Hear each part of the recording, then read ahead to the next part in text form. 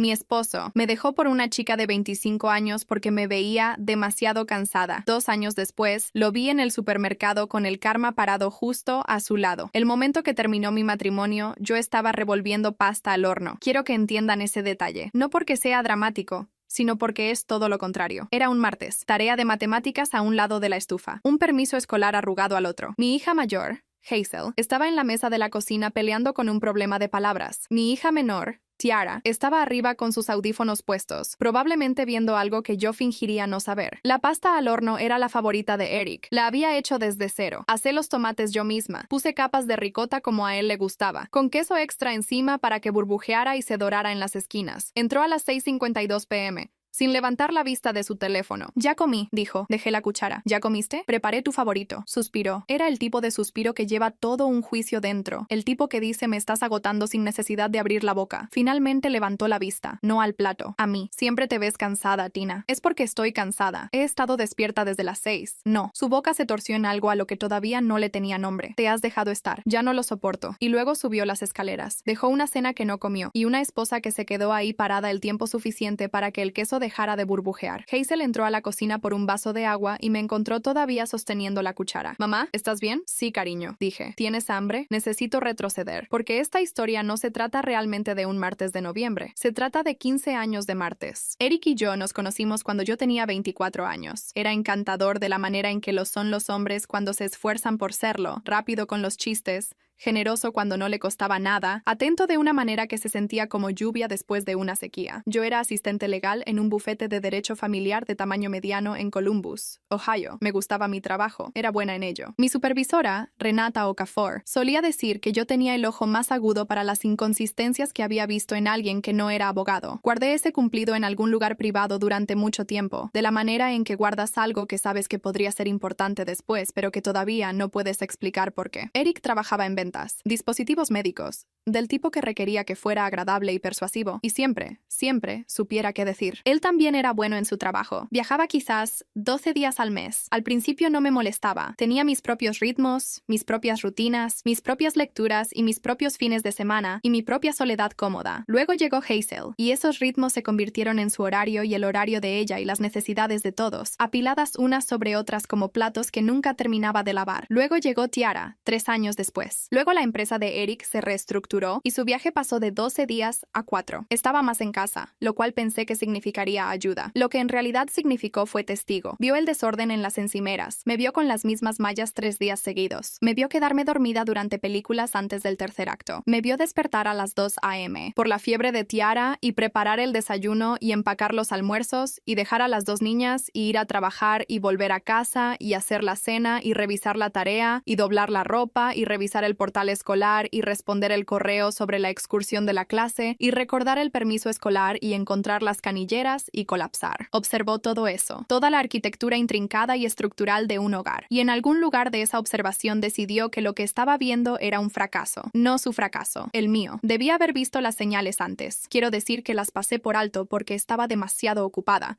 Y eso es verdad, pero también es la respuesta más fácil. La más honesta es que cuando has estado con alguien durante 15 años y confías en esa persona de la manera en que confías en el suelo bajo tus pies, no buscas grietas, simplemente caminas. Y caminar resulta No es lo mismo que revisar. Las señales estaban ahí. Empezó a llegar tarde los jueves. No dramáticamente tarde. 40 minutos, 1 hora. Dijo que era un nuevo cliente en Westerville, que prefería reuniones a última hora de la tarde. Yo asentía y recalentaba su plato y no insistía, porque había aprendido, lenta y silenciosamente, que las preguntas le provocaban ese suspiro particular. Empezó a ir al gimnasio antes del trabajo, 5:30 de la mañana, 3 días por semana. No había hecho esto en 6 años. Pensé, qué bueno por él. Pensé, tal vez yo también debería hacerlo. Pensé esto mientras vaciaba el lavavajillas a las 7:15 a.m. y firmaba el registro de lectura de Hazel. Y le recordaba a Tiara que sus tacos de fútbol estaban junto a la puerta trasera, no en su habitación. Cambió de colonia a una más costosa. No el tipo de cambio que ocurre orgánicamente, cuando se te acaba algo y pruebas otra cosa. El tipo en que llegas a casa un día con una caja y un recibo de una tienda departamental. Empezó a usar mucho la palabra vibrante, como en, solo necesito más vibrancia en mi vida, ¿sabes? Como en, ¿no quieres sentirte viva de nuevo alguna vez, Tina? Como en, ya tomé una decisión y actualmente estoy puliendo el lenguaje para transferirte a ti la responsabilidad de ella. Me dije que no era nada. Me dije que estaba pasando por algo. Estrés laboral, cumplir 42 años, lo que sea que los hombres atraviesan en esa curva particular del camino. Me dije que las relaciones pasan por temporadas, y que esto era invierno, y que ya habíamos pasado por inviernos antes. Me dije esto mientras notaba que había dejado de preguntar sobre mi día, mientras notaba que se reía de algo en su teléfono durante la cena, e inclinaba la pantalla lejos cuando yo miraba, mientras notaba que se llevaba el teléfono al baño todas las noches, mientras notaba que empezó a bloquearlo, cosa que nunca había hecho, y me dijo que el bloqueo era automático, una configuración nueva, que no lo había hecho a propósito, y yo asentía y decía,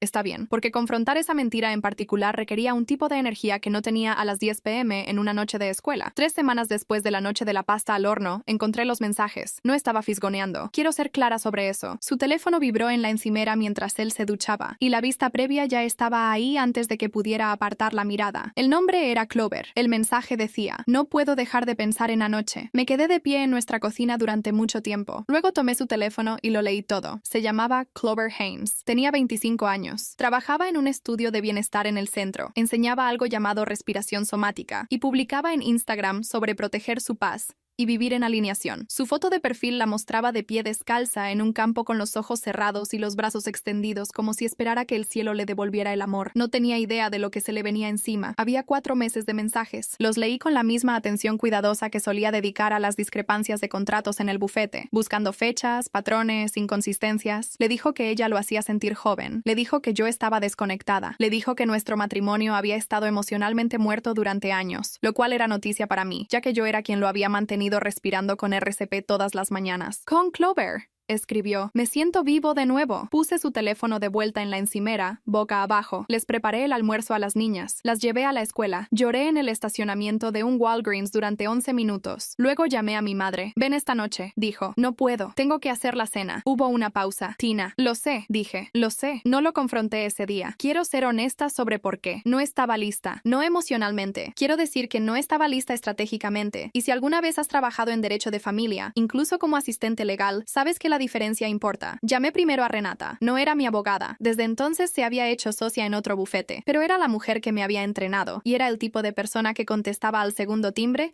y empezaba con hechos en lugar de sentimientos. No toques ninguna cuenta conjunta todavía, dijo. No muevas dinero y empieza a hacer una lista. ¿Una lista de qué? De todo. Fechas, cantidades, cualquier cosa que hayas notado. ¿Quién le escribió a quién? ¿Cuándo cambiaron las cosas? Sigues siendo asistente legal, Tina. Piensa como una. Esa fue la noche en que algo cambió en mí. No se endureció.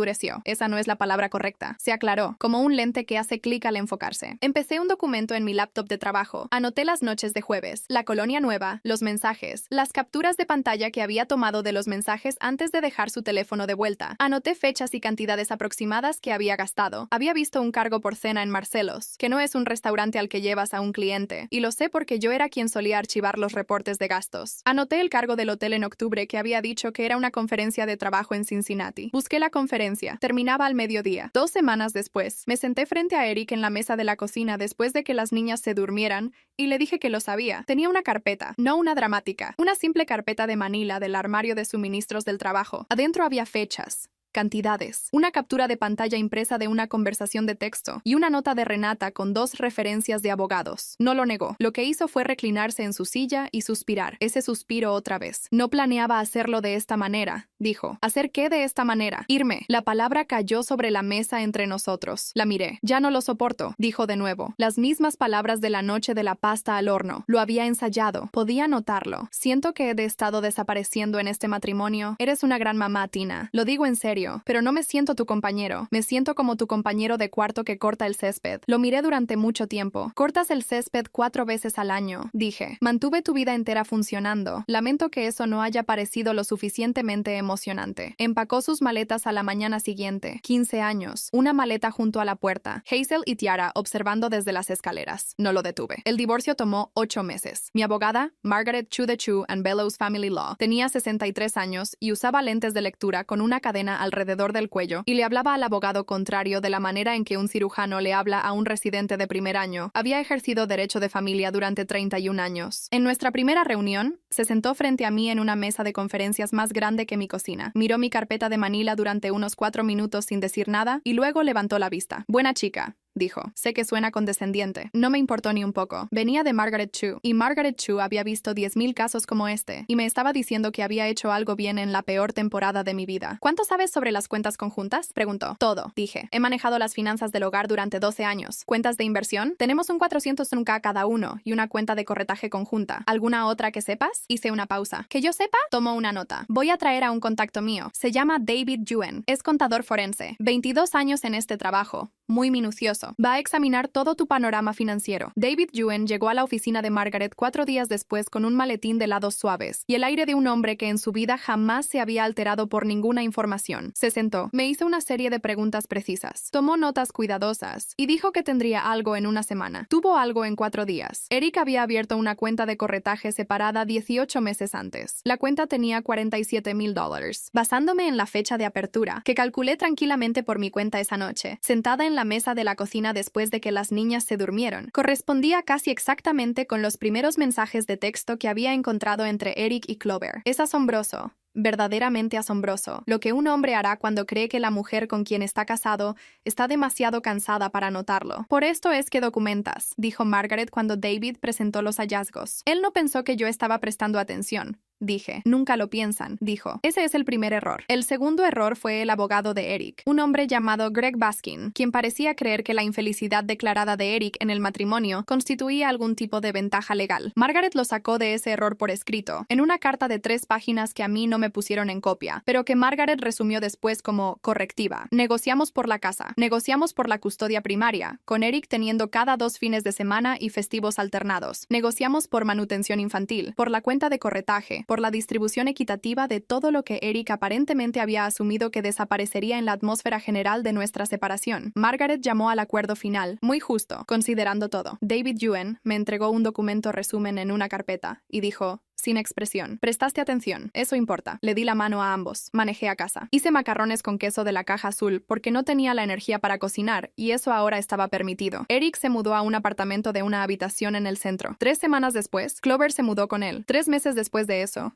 ella estaba embarazada. Recuerdo el momento exacto en que me enteré. Hice macarrones con queso de la caja azul porque no tenía la energía para cocinar y eso ahora estaba permitido. Eric se mudó a un apartamento de una habitación en el centro. 3 semanas después, Clover se mudó con él. 3 meses después de eso, ella estaba embarazada. Recuerdo el momento exacto en que me enteré. Eric llamó, lo cual era inusual, ya casi todo era por mensaje de texto, y me lo contó con ese tono cuidadoso particular de un hombre entregando información que sabe caerá mal, pero espera presentar de forma neutral. Me senté con el teléfono y dije las cosas apropiadas. Luego colgué y fui a pararme al patio trasero durante unos 10 minutos. No sentí lo que esperaba sentir, ninguna devastación, ninguna rabia. Algo más parecido al conocimiento profundo y celular de que esto era exactamente cómo siempre iba a terminar, y que ya me habían movido a salvo fuera del radio de la explosión antes de la detonación. Entré y empecé a preparar la cena. No voy a fingir que el primer año fue fácil. No lo fue. Hubo mañanas en que me quedaba en cama el tiempo suficiente para preocuparme por mí misma. Hubo recogidas en la escuela en las que me quedaba sentada en el auto después de que las niñas bajaran, mirando fijamente el tablero porque no podía pensar en a dónde ir después. Hubo un periodo de unas 6 semanas en que Tiara estaba actuando mal. Sus calificaciones bajaron. Respondía mal a sus maestros. Llegó a casa con una nota que requería una reunión con su consejera escolar. Una mujer reflexiva llamada la señora Brilla Daniels, quien había sido psicóloga escolar certificada durante 9 años y que me dijo muy suavemente, Tiara no siente que se le permita estar enojada frente a ti, te está protegiendo. Eso me golpeó en un lugar que no esperaba. ¿La estoy haciendo sentir que tiene que hacer eso? Pregunté. No, dijo la señora Daniels. Te ama, pero puede ver que te estás esforzando mucho por estar bien, así que se está esforzando mucho por no sumarle a eso. Y eso es demasiado peso para una niña de 11 años. Fui a casa y les dije a las 2 niñas que se les permitía estar enojadas, que yo también estaba enojada, que íbamos a estar bien, pero que estar bien no significaba que tuviéramos que fingir esta noche. Hazel lloró durante mucho tiempo. Tiara no lloró. Simplemente se subió a mi regazo, cosa que no había hecho en 2 años. El calendario de custodia nos convirtió en un horario en lugar de una familia. Cada 2 fines de semana, las niñas empacaban maletas para el apartamento de Eric. El primer domingo que Hazel volvió a casa, se sentó en el auto durante 3 minutos antes de poder bajarse. Finalmente dijo, papá dijo que dejaste de esforzarte. Tiara respondió antes de que yo pudiera. Mamá se esforzó pasó por todos. Hazel se miró las manos. No sé qué creer. Observé su rostro procesarlo. Tenía 12 años yendo en camino a los 40, mi Hazel. El tipo de niña que siempre necesitaba entender la estructura de una situación antes de poder sentirse segura dentro de ella. Entonces no te apresures, le dije. Se te permite amar a tu papá y aún así estar confundida por lo que hizo. Una semana después, entró a mi habitación mientras doblaba la ropa. Se quedó parada en la puerta un momento. ¿Mamá? ¿Dejaste de intentar ser feliz? Dejé la camisa que sostenía y extendí la mano. Vino hacia mí. No, dije. Estaba intentándolo cada minuto. Solo dejé de tener tiempo para parecer que no lo hacía. Lo pensó. Luego asintió, como si algo hubiera encajado en su lugar. Quiero contarles sobre el suéter verde. No era nada. Era un cardigan de un estante en Target que costaba $22. Hazel lo levantó en la tienda y dijo, mamá, esto haría que tus ojos se vean tan brillantes. Iba a decir que no. No por ninguna razón en particular, sino porque decir que no a las cosas pequeñas se había vuelto un reflejo. En cambio,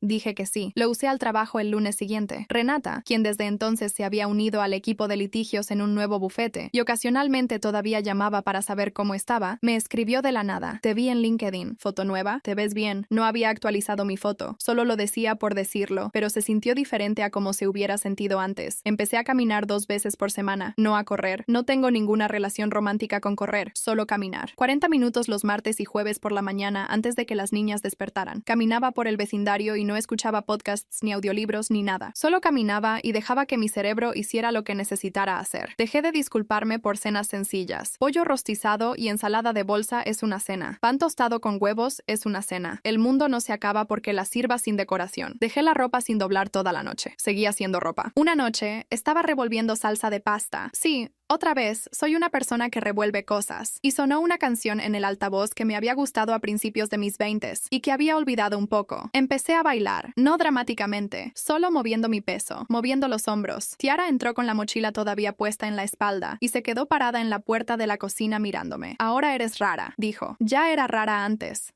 le dije. Solo estaba demasiado cansada para disimularlo. Desde la mesa de la cocina, ¿te ves más feliz, mamá? Era Hazel, sin siquiera levantar la vista de su tarea. Lo soy, dije. Lo decía en serio. Lo que nadie te prepara para enfrentar después de que termina un matrimonio, es a quien te encuentras cuando el ruido se despeja. Había pasado 15 años siendo la esposa de alguien de una manera particular, la manera en que siempre estás disponible, siempre estás manejando, siempre un paso adelante de las necesidades del hogar. Era buena en eso, pero había sido buena en eso de la manera en que eres bueno en un trabajo que has tenido durante tanto tiempo que has dejado de notar que lo estás haciendo. La competencia se había vuelto tan automática que se volvió invisible, incluso para mí. Sin ese papel, tuve que descubrir qué era lo que realmente quería. No lo que era práctico, no lo que las niñas necesitaban. Lo que yo, Tina, de 39 años, propietaria de casa, asistente legal, mujer que hacía pasta al horno desde cero para un hombre que no se la comía. Realmente quería de lo que viniera después. Empecé una lista, no del tipo de documento legal, una privada, en papel, con mi propia letra. Cosas que me gustaban, cosas que había dejado de hacer, cosas que siempre había dicho que algún día haría. Me gustaba hacer senderismo. Me había gustado antes de las niñas, antes de Eric, antes de haber sido absorbida en el horario de alguien más como una gota de agua en una esponja. No había hecho senderismo en quizás 8 años. Fui a un sendero un sábado por la mañana de febrero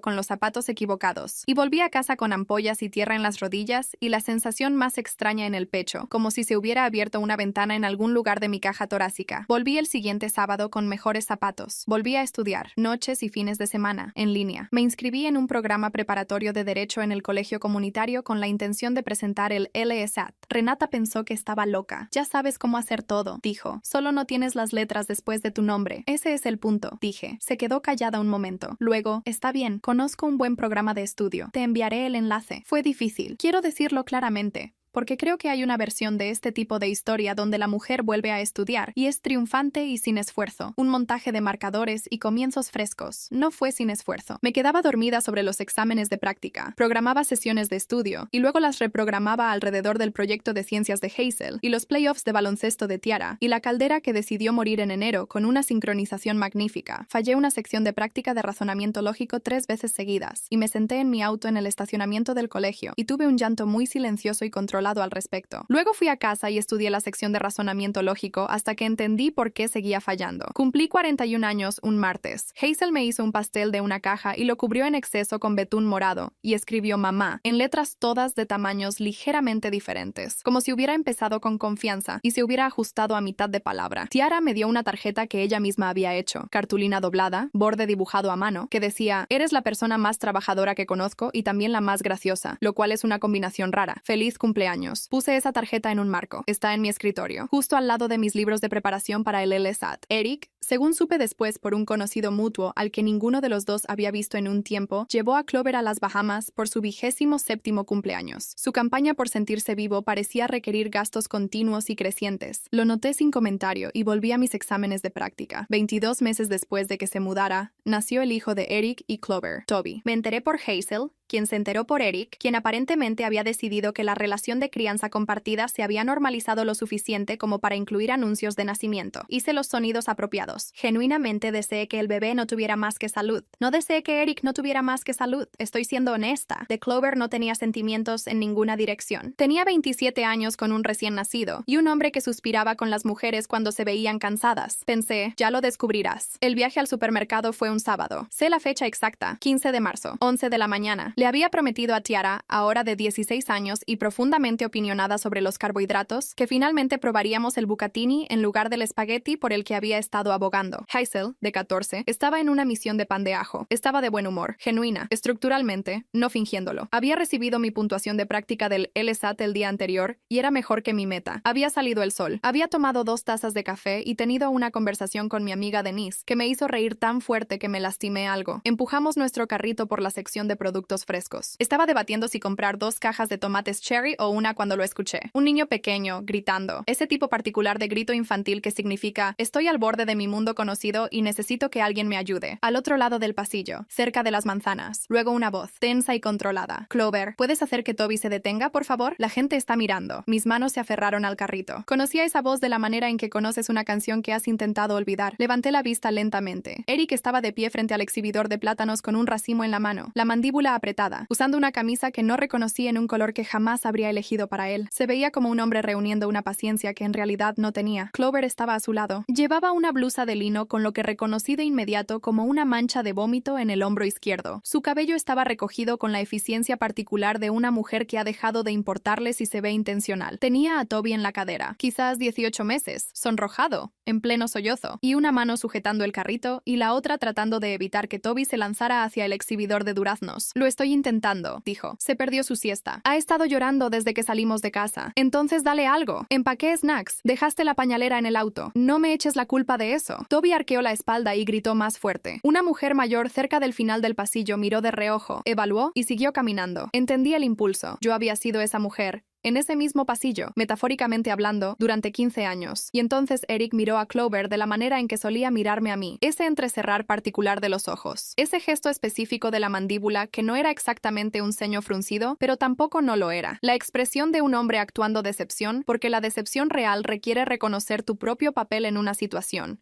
Y él nunca había sido bueno para eso. Dijo, últimamente siempre te ves cansada. Y el aire se fue de la sección de productos frescos. La mano de Hazel encontró mi brazo. Lo había escuchado. Por supuesto que lo había escuchado. Tenía 14 años, no 4. Sabía exactamente lo que estaba escuchando. Lo volvió a decir, susurró. Tiara se había quedado completamente quieta a mi lado. Mi hija de 16 años, quien una vez me había dicho en una mala noche que quería decirle algo muy hiriente a su padre, pero no creía que debiera, miró a Eric con una expresión que llevaré conmigo por mucho tiempo. Eric levantó la vista. Me vio a mí primero, luego vio a Hazel, luego a Tiara. Toda la sangre abandonó su rostro en etapas, como agua drenándose de un lavabo, la frente primero, luego las mejillas, luego el poco color que le quedaba en los labios. Se quedó ahí parado con un racimo de plátanos en la mano y sin ningún lugar a donde ir. Clover miró entre nosotros. Estaba tratando de leer algo. El aire, mi cara, su cara, el silencio, pero todavía no tenía todas las variables. Sus ojos se posaron en mí y se quedaron ahí. Tenía 27 años, con vómito en el hombro, y un niño llorando, y un hombre que acababa de decirle que se veía cansada. Yo había estado exactamente donde ella estaba parada, no en esa tienda, no con ese bebé, pero en ese momento. Sabía lo que se sentía ser la mujer a la que él le suspiraba, ser la mujer que no era suficiente, ser la mujer que lo había intentado todo y aún así terminaba en el lado equivocado de esa expresión. La boca de Eric se abrió. No salió nada. Lo miré por un momento, solo un momento, y sentí algo. Lo miré por un momento, solo un momento, y sentí algo que no esperaba. No exactamente satisfacción, no triunfo, algo más silencioso, algo que se sintió como la última pieza de un rompecabezas, encajando en su lugar con un clic suave y definitivo. Me había dejado en una cocina revolviendo su cena favorita porque me veía cansada. Había empacado una maleta y se había ido después de 15 años porque necesitaba sentirse vivo. Y ahí estaba, 2 años después, parado en la sección de productos frescos de un Kroger con un racimo de plátanos y la misma expresión exacta en el rostro. El mundo no había necesitado que yo hiciera absolutamente nada. Giré mi carrito hacia el pasillo de la pasta. «Vamos», les dije a las niñas. «Todavía necesitamos el bucatini». Hazel se puso a mi paso. Tiara, a mi otro lado, enlazó su brazo con el mío, algo que no había hecho en público desde que tenía 9 años, algo que no me había dado cuenta que había extrañado hasta que lo sentí. Caminamos. Detrás de nosotras, escuché a Clover decir, muy suavemente, «¿Quién era esa?» No escuché la respuesta de Eric. No necesitaba escucharla. Hay cosas que sé ahora que desearía haber sabido a los 24 años. No sobre Eric específicamente, sobre la trampa particular de medir tu propio valor a través de la atención de alguien más, sobre cómo el trabajo invisible se vuelve invisible incluso para la persona que lo realiza, sobre cómo te has dejado estar. Nunca es realmente sobre ti, es sobre el hecho de que dejaste de ser un espejo, y algunas personas necesitan un espejo más de lo que necesitan a una persona. Sé que estar cansada no es un defecto de carácter, que el cansancio es lo que la competencia parece desde afuera, cuando nadie está prestando suficiente atención para ver el trabajo debajo de ella. Sé que mis hijas me vieron levantarme de nuevo, que sea lo que sea que carguen de esto hacia adelante, y cargarán algo, porque los niños siempre lo hacen. También cargarán la imagen de una mujer que no dejó de moverse, que revolvió la salsa de pasta y bailó en la cocina y usó el suéter verde, que se sentó con una abogada y documentó y luchó por lo que había ayudado a construir, que volvió a estudiar a los 41 años porque siempre había querido las letras después de su nombre y solo había estado demasiado ocupada manejando la vida de todos los demás para ir a conseguirlas. Sé que Hazel todavía tiene opiniones firmes sobre los problemas de palabras, que Tiara, de hecho, tiene razón sobre el bucatini, es mejor. Y sé esto, el momento en que Eric levantó la vista y nos vio en ese pasillo, su rostro hizo algo que nunca podré describir completamente. Fue reconocimiento y vergüenza y el horror particular de un hombre que pensó que había reescrito una historia y acababa de descubrir que la autora original estaba de pie en la sección de productos frescos, descansada y absolutamente bien. Él había querido a alguien vivo. Yo estoy viva, solo que ya no soy suya.